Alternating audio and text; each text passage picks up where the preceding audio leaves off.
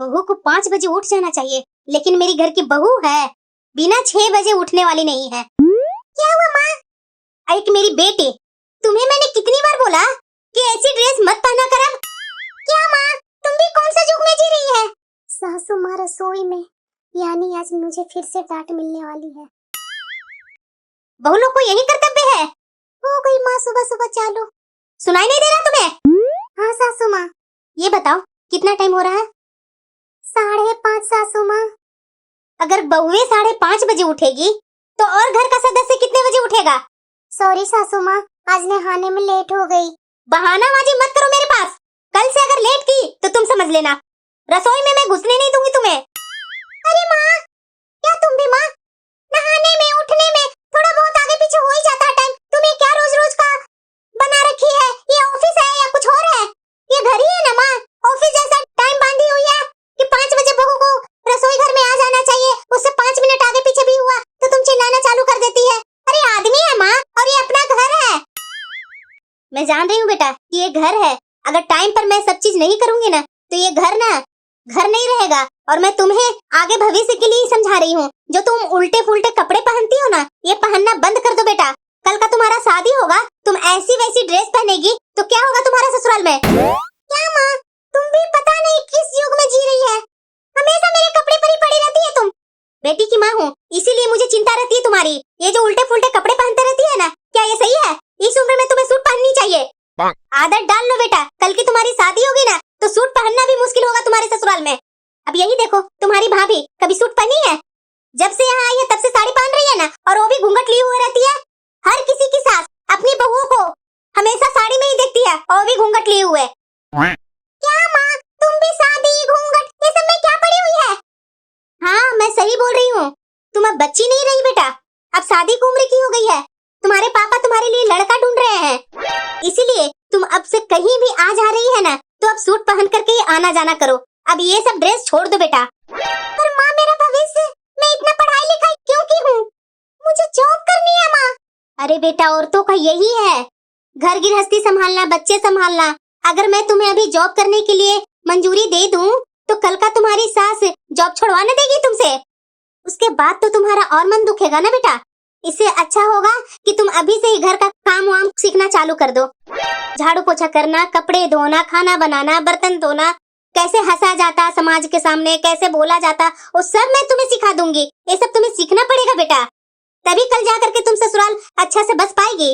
मैं तुम्हारी माँ हूँ बेटा, मैं तुम्हारा बुरा थोड़ी ना चाहूंगी। अरे हाँ हाँ मिनल, बोलो ना।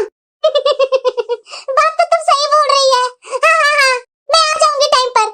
बेटा क्या माँ, बोलो। ऐसे कोई बहू हंसती है बेटा? ऐसे हंसने के लिए मैं सिखाई थी तुम्हें? हंसा ऐसा जाता है कि दांत अंदर रहे। तुम बाहर कर करके दांत हंसती है। और ये तुम कहाँ जाने की बात कर रही है? बाहर नहीं बेटा, बाहर अब नहीं जाना है। पर माँ, शादी के बाद मैं अपनी फ्रेंड से कहाँ मिल पाऊंगी? जितना भी मिलना है मिलने दो ना माँ। मैंने बोला ना नहीं। क्या माँ, एक शादी नहीं होती है कि लड़की का सारी आजादी छिन जाती है? अब जो सोचना है वो सोचो, चुपचाप से घर में बैठो और घर का जो भी काम बाकी है भाभी के साथ मिलकर काम करो। बहू। हाँ सासू माँ। आज लड़के वाले आ रहे हैं गुल्लू को देखने के लिए, तो तुम थोड़ा खाना अच्छा से तैयारी कर लेना और गुल्लू को भी कुछ कुछ खाना बनाने को सिखा देना। और हाँ बहू, गुल्लू को साड़ी पहना करके अच्छे से सिखा देना कि कैसे बोलना है लड़के वाले के पास, कैसे हंसने हैं। जी सासू माँ। अरे बेटा, घबरा क्यों रही है? हम लोग तुम्हारा इंटरव्यू लेने नहीं आए हैं। आराम से रिलैक्स होकर बैठो। और हाँ, अगर तुम्हें गोलू से कुछ बात करनी है तो आराम से बात कर लो।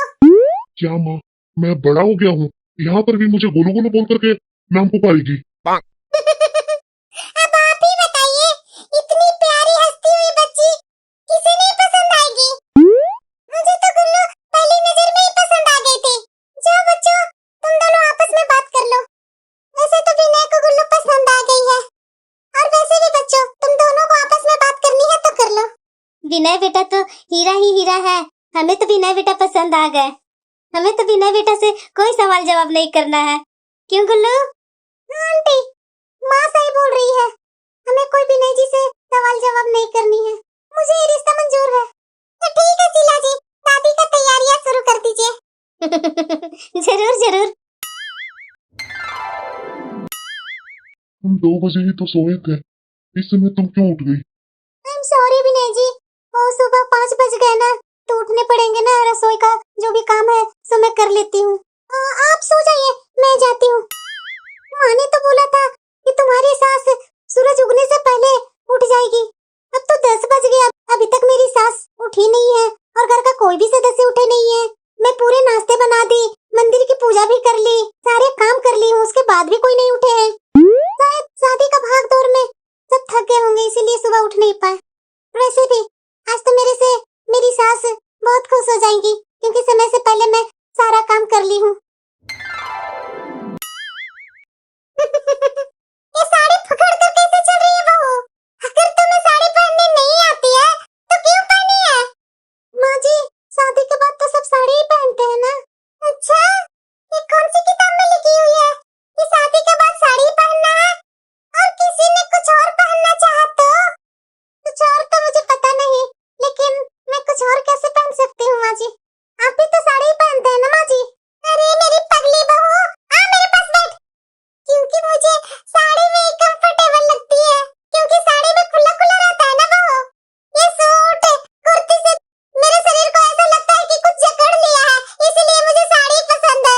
ऐसा थोड़ी ना कि मैं साड़ी पहनती हूँ तो साड़ी तुम्हें भी पहननी पड़ेगी। अरे तुम्हें कोई और कपड़े में कंफर्टेबल लगती है, तुम वो पहन लिया कर। माँ जी, अगर मैं पैंट टॉप नहीं नहीं नहीं नहीं, अरे बहू, अगर तुम्हें पैंट और टॉप में कंफर्टेबल लगती है तो तुम वो पहन लो ना। सच्ची माँ जी, आप कितनी अच्छी है माँ जी। थैंक यू माँ जी, थैंक यू। मेरी माँ तो बोलती है कि बहू के सर से पल्लू खसकते ही सास लोग 10 गालियाँ सुनाना चालू कर देती है। अरे मेरी भोली बहू, ऐसी कोई बात नहीं है।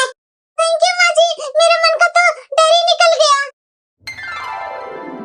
मैं बहुत खुश हूँ, माँ ने फालतू में ही इतनी सारी बातें बोल बोल कर डरा दिए थे। अब तो मैं अपने मन लायक कपड़े पहन रही हूँ, मन लायक सब काम कर रही हूँ, मुझे तो कोई टेंशन ही नहीं है। इस कपड़े में भी मेरी माँ जी ने कुछ बोला नहीं। माँ जी, मैं और कुछ ले आऊँ क्या? ये भगवान, शादी के महीनों नहीं लगे और ये सूट पर आ गई।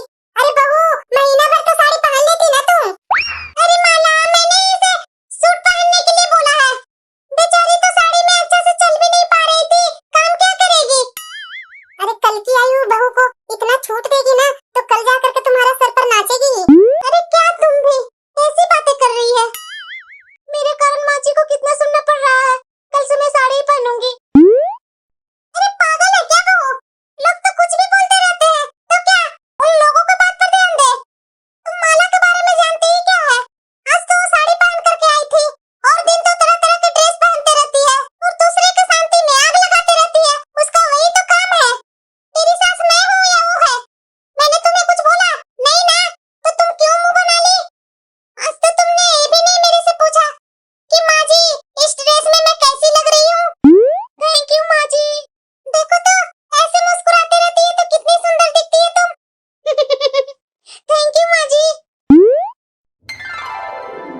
नहीं नहीं बेटा, मैं पार्टी में नहीं आ सकती हूँ। अरे समझा करो ना, शादी के पहले तो मेरी माँ कभी कोई पार्टी में जाने नहीं देती थी, तो शादी के बाद अपनी सास से मैं कैसे पूछ सकती हूँ पार्टी में जाने के लिए?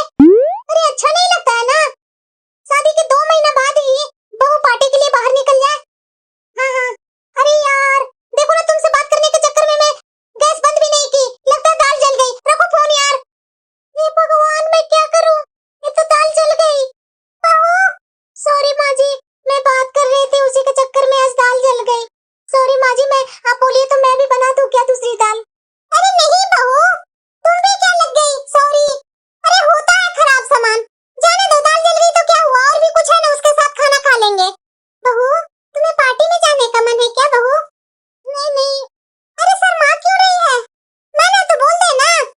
हाँ माँ जी, मैं कभी आज से पहले दोस्तों के साथ पार्टी में नहीं गई हूँ, क्योंकि माँ को अच्छा नहीं लगता था पार्टी में जाना। और वैसे भी माँ जी, मेरी जब बहू आएगी ना, बहू के आने के बाद मैं अपनी टोली लेकर के जाऊंगी पार्टी करने। अरे तुम्हारी फ्रेंड पार्टी दे रही है ना, तो जा ना। मैं यहाँ ड्राइवर को बोल दूंगी तुम्हें आराम से पार्टी में छोड़ दे और तुम्हारा पार्टी हो